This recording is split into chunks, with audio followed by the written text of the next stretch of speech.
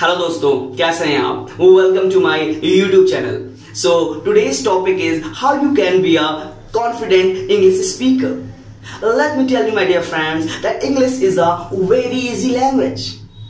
And if you want to talk and walk in English, then you have to first feel proud of learning English. It will enhance your personality. It will boost your confidence. और सबसे जरूरी बात कि English में आपको grammar आनी चाहिए, ये बिल्कुल भी जरूरी नहीं है। अगर आपको ग्रामर आती है तो it's good, but English student बोलने के लिए, कॉन्फिडेंटली बोलने के लिए आपको ग्रामर सीखना जरूरी नहीं है।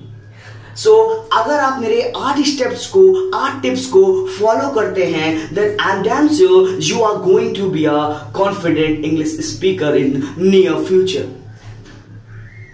So before we start, please like and subscribe my channel and don't forget to press the bell icon.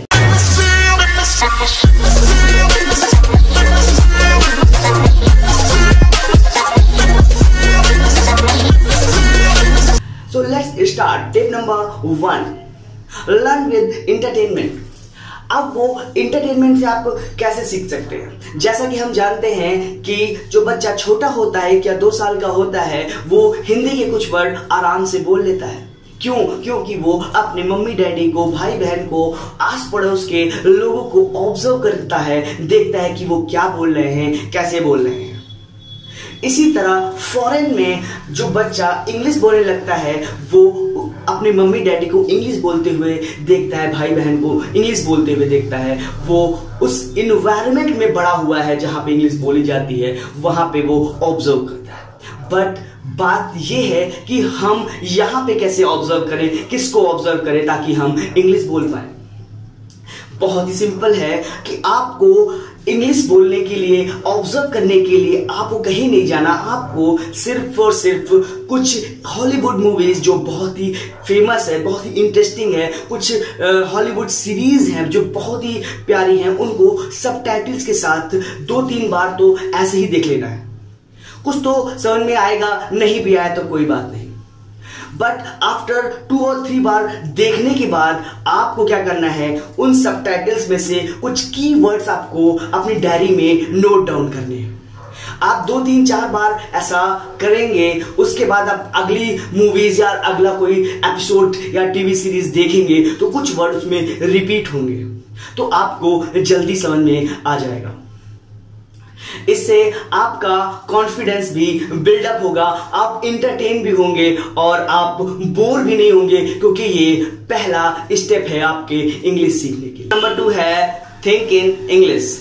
English में आपको थिंक करने के लिए आपको जो डेली यूज में वर्ड्स होते हैं उसको रिकॉल करना होगा, उसको याद करना होगा, उसको मेमोरी में फीड करना होगा और तब तक उसको दोहराते रहना है, बोलते रहना है जब तक आप उसके हैबिचुअल ना हो जाए। वर्ड जैसे कि brush, toothpaste, salt, sugar, etcetera etcetera. कुछ कर्टसी वर्ड्स जैसे कि प्लीज, हेल्प, सॉरी, ये सब आपको याद रखना है, मेमोरी में फीड करना है। क्योंकि हमारा जो माइंड होता है ना, ये जब किसी से इंग्लिश में बात करता है तो पहले वो अपनी मातृभाषा में सोचता है और उसको ट्रांसलेट करके वो इंग्लिश में बोलता है। बट हमें ये नहीं करना है, हमें अपने माइंड में इंग्लिश के वर्ड फीड करने और हमको डायरेक्ट इंग्लिश में बोलना है। इससे हमारा कॉन्फिडेंट इंग्लिश बोलने में काफी ज्यादा बूस्टअप होगा। सो टिप नंबर 3 है don't listen to the myths. आजकल ज्यादातर लोगों को ये कहते हुए सुना होगा कि हिंदी ही हमारे लिए जरूरी है क्योंकि वो हमारी मातृभाषा है और इंग्लिश बाहर से आई है, इसलिए इंग्लिश बिल्कुल भी जरूरी नहीं है। सो माय डियर फ्रेंड्स, मैं उनको बताना चाहूंगा इंग्लिश भी उतनी ही ज्यादा जरूरी है आज और आने वाले फ्यूचर के लिए। इंग्लिश बोलना बहुत जरूरी है। हाँ, कुछ साल पहले ऐसा जरूरी नहीं था, मैं मान सकता हूं। माय डियर फ्रेंड्स, मैं उनको ये बताना चाहूंगा कि कोई भी कॉम्पिटिटिव एग्जाम आप ले लीजिए, उसमें आपको इंग्लिश आना जरूरी है। आप कोई भी इंटरव्यू ले लीजिए, उसमें आपको इंग्लिश बोलना आना चाहिए। It adds something to that interview, it's add much thing to your personality. इससे क्या होगा, जब आप ये उनको कॉन्फिडेंटली बताएंगे तो आपकी पर्सनालिटी में भी चेंज आ चुका होगा। आप अपने अंदर की चीजें बाहर एक्सप्रेस करना सीख गए होंगे। टिप नंबर 4 है रिहर्सल। अब आप सोचेंगे कि हम रिहर्सल कैसे करें। अब आप जो लर्न कर चुके हैं, जो आप थिंक कर चुके हैं, उनको आपको रिहर्सल करना है। तो रिहर्सल करने के लिए आपको कुछ लाइन रेडी करनी है, कुछ सेंटेंस रेडी करने हैं, ताकि आप कस्टमर केयर से इंग्लिश में बात कर सके। वो आपको कभी जज नहीं करेंगे, दे विल नेवर जज यू, क्योंकि उनके पास टाइम ही नहीं है। और आप इंग्लिश में इजीली उनसे क्वेश्चंस आंसर पूछ सकते हैं और आप कॉन्फिडेंट फील कर सकते हैं। दूसरा तरीका ये हो सकता है कि आप please go to near by railway station और luxurious spot in a bus station. वहां पे आपको फॉरेनर्स मिलेंगे। आपको कुछ सेंटेंस, कुछ लाइंस तैयार करनी है जो आप उनसे पूछ सकते हैं। लाइन जैसे hello, excuse me sir, sir where do you belong to, या वेयर आर यू गोइंग। ऐसे वर्ड आप उनसे पूछ सकते हैं और वो भी आपको जज नहीं करेंगे, क्योंकि फॉरेनर्स जो होते हैं वो इसलिए जज नहीं करते क्योंकि उनको बस समझ में आना चाहिए कि आप कहना क्या चाह रहे हो। वो वहां पे ग्रामेटिकल मिस्टेक निकालने नहीं लग जाएंगे आपके। ये बहुत ही अच्छा तरीका है माय डियर फ्रेंड, क्योंकि इसको मैंने खुद अपनी लाइफ में अप्लाई किया था। जब मैं छोटा था तो मेरे फादर मुझे कुछ चॉकलेट्स या कुछ मनी कहते थे कि ये लो और आप ये लाइन उनसे बोल के आओ तो मैं तुम्हें ये दूंगा। प्राउड फील करता था, बहुत ही खुश रहता था और सोचता था अब कब ऐसा समय आएगा कि मैं फिर से ऐसा कर पाऊं। इससे क्या हुआ, 2 फायदा हुए, मुझे गिफ्ट भी मिला और मैं इंग्लिश सीखने के लिए और आगे आता गया। मेरे लिए इंग्लिश के लिए और रिस्पेक्ट बढ़ी इंग्लिश बोलने के लिए। टिप नंबर 5 है चिट चैट। आप सबसे पहले तो चिट चैट करने से पहले आप अपने मोबाइल या अपने लैपटॉप में अगर आपने हिंदी लैंग्वेज उसमें डाली हुई है तो पहले उसको कन्वर्ट इंग्लिश लैंग्वेज में करिए। आप कुछ भी सर्च करेंगे अब तो इंग्लिश में सर्च करेंगे। आप कोई भी प्रॉब्लम उसमें डालेंगे तो आप इंग्लिश में डालेंगे। शुरू में प्रॉब्लम होगी, आप किसी से हेल्प ले सकते हैं।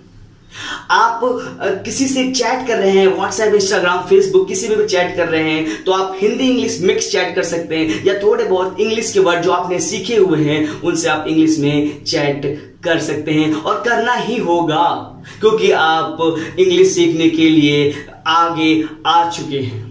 आपको कुछ अपने 1-2 फ्रेंड ऐसे चुनने होंगे जो आपकी तरह आपके लेवल पे ही इंग्लिश सीखना चाह रहे हैं। उनसे आप जब भी मिलो आप इंग्लिश में बात करो, जब भी चिट चैट करो इंग्लिश में करो। वहां पे आपको कोई भी दिक्कत नहीं होगी बोलने में, आपको डर भी नहीं लगेगा क्योंकि लेवल सेम है। कोई भी बुरा, कोई भी हंसी मजाक उड़ाने वाला नहीं है। टिप नंबर 6 है गो ऑन अ टूर। अब आपको टूर में साल में 1 या 2 बार जाना है। अगर जा सकते हैं तो ये आपके लिए बहुत ही ज्यादा अच्छा होगा, क्योंकि अभी कुछ 5 पॉइंट में आपने बहुत कुछ ऐसा सीख लिया होगा अगर आप डेली उसको अप्लाई करते होंगे। अब आपको टूर में जाएंगे तो व्हाइल ऑन ट्रैवलिंग आपको कुछ कर्टसी वर्ड यूज करना है कि sir is it my seat, या sir please open that window, ये आपको बोल सकते हो। आपको टूर में मेनली साउथ स्टेट जाना है। साउथ स्टेट में जाने से यह फायदा होगा कि वहां के लोग हिंदी बहुत कम जानते हैं और इंग्लिश कोई बहुत अच्छी नहीं जानते हैं। आपके लेवल या आपसे थोड़ी ऊपर लेवल के जानते हैं और वो आपको जज नहीं करेंगे। और आप वहां पे आप कॉन्फिडेंट इसलिए फील करोगे क्योंकि वो आपका फेवरेबल एटमॉस्फेयर होगा, फेवरेबल एनवायरनमेंट वहां पे मिलेगा आपको। क्यों? क्योंकि आप वहां पे उनसे वार्तालाप इंग्लिश में कर रहे होगे, क्योंकि और कोई चांसेस ही नहीं है। मैंने भी ये फॉलो किया है अपनी लाइफ में। टिप नंबर 7 है लाउड रीडिंग। आप कोई भी स्टोरीज, कोई भी पैराग्राफ आप उसको ले सकते हो और उसको आपको लाउड रीड करना है और एक टाइम लिमिट निर्धारित कर देनी है कि आप कितनी देर में उस पैराग्राफ या उस स्टोरी को पढ़ लेते हो। आपको अपने ही टाइम को बीट करना है, उसको 4, 5 या 6 बार रीड करके लाउडली। लाउड रीडिंग इसलिए जिससे आपके जो लिप्स हैं वो इंग्लिश के वर्ड्स को इजीली एडजस्ट कर सके खुद में, ताकि आप कभी भी वो वर्ड बोलो तो आप इजीली फ्लुएंट उसको बोल सको। इसलिए लाउड रीडिंग बहुत ज्यादा जरूरी है। सो टिप नंबर 8 है राइटिंग। आप जो ट्रैवलिंग किए हैं उसके बारे में अपने शब्दों में आप इंग्लिश में लिख सकते हैं। अगर प्रॉब्लम हो रही है तो कोई बात नहीं, आप गलत भी लिखें तो कोई बात नहीं। आप कोई भी पैराग्राफ या कोई भी स्टोरी याद करके या उसके बाद उसका सारांश आप इंग्लिश में अपने शब्दों में लिख सकते हैं। लिखने के बाद आपको उसको ऐसे पर्सन को दिखाना है जो उसको करेक्ट कर सके। 3 या 4 बार आप गलत लिखोगे, बट आप आफ्टर 4 to 5 टाइम्स आप काफी कुछ इंप्रूवमेंट ला सकोगे अपने अंदर और इमेंस कॉन्फिडेंस बूस्ट अप होगा, क्योंकि अब आप बहुत ज्यादा इंग्लिश सीख चुके हो और आप लाइव बोल भी चुके हो। जब आप टूर में गए थे, जब आपने चिट चैट की थी, जब आपने कस्टमर केयर से बात की थी, जब आप फॉरेनर से बात किए थे। सो मैं 8 टिप्स आपको फिर से दोहराना चाहूंगा। Number 1, learn with entertainment. Number 2, think in English.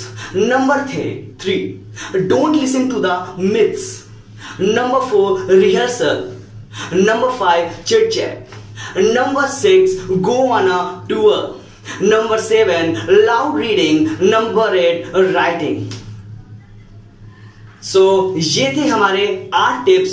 Please इनको फॉलो करिएगा and you will get a immense confidence in speaking English. मैं आपको एक बोनस टिप देना चाहूंगा कि बहुत सारे लोगों की ये प्रॉब्लम है कि जब वो इंग्लिश बोलते हैं तो लोग उनका मजाक उड़ाते हैं, लोग हंसते हैं। जब हम ट्रैवल कर रहे हो या फिर कहीं फ्रेंड सर्किल में हो तो लोग उसको मजाक में लेते हैं। तो आपको करना ये है कि वहां पे आपको भी अपना मजाक उड़ाना है और आपको और फनी वे में अपने इंग्लिश को बोलना है। जब इन्वायरमेंट काफी खुशनुमा हो जाए तो आपको क्या करना है, जो आपका मजाक उड़ा रहे थे उनसे बस एक क्वेश्चन करिएगा, कुछ फ्रेज याद रखिएगा, जैसे कि आओ देखिए हम कितने पानी में। उनसे पूछिए कि प्लीज इसका अनुवाद करें।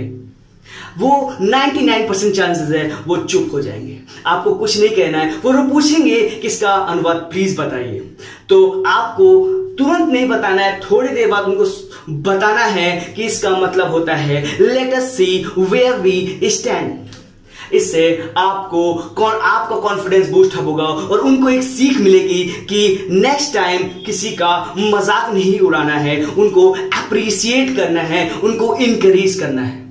आपसे अलविदा लेने के पहले मैं आप जैसा हर बार बोलता हूं कि my dear friends, love yourself, you are amazingly fantastic और in near future you are going to have immense confidence and you will be speaking English very fluently and you will be the next and best confident English speaker. So thank you all. Please don't forget to like and subscribe my channel and don't forget to press the bell icon. So goodbye, take care. फिर मिलेंगे next video में, तब तक के लिए bye bye.